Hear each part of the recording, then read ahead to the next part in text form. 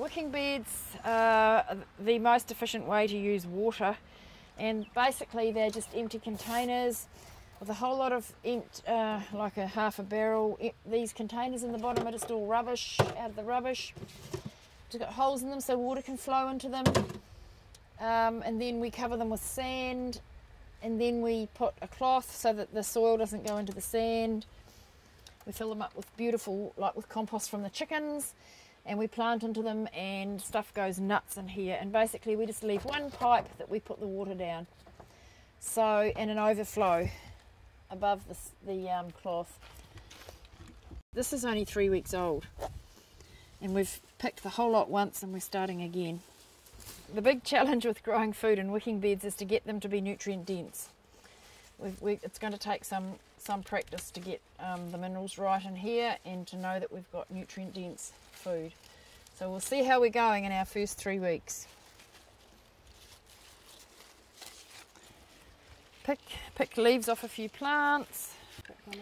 So this is a refractometer that we use to test our food, and this is a good garlic crusher, which is a central part of the process. So we're going to check the nutritional density of the Chinese cabbage that's growing in the wicking beds over there.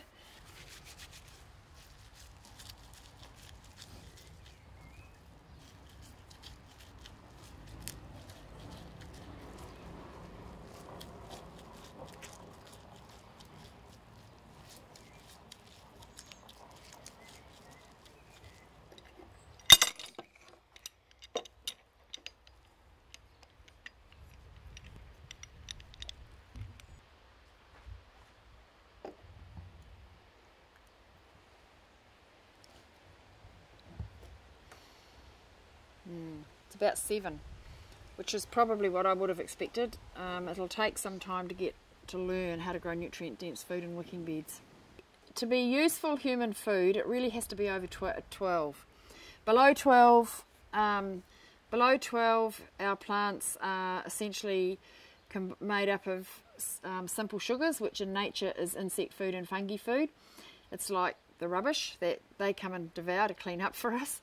And once the brix gets over 12, the sugars become complex sugars, and we start to get complete proteins, complete high quality fats and oils, and essential oils as it gets higher. And that's when it becomes valuable human food. And in an artificial growing system like a wicking bed, it will be more difficult than in a garden to grow nutrient dense food, and that's going to be a learning process. I don't know anyone else doing that, but we're going to have to learn how to do it if we're going to grow high quality food in tiny small spaces, like on concretes and balconies and containers. So that's the challenge.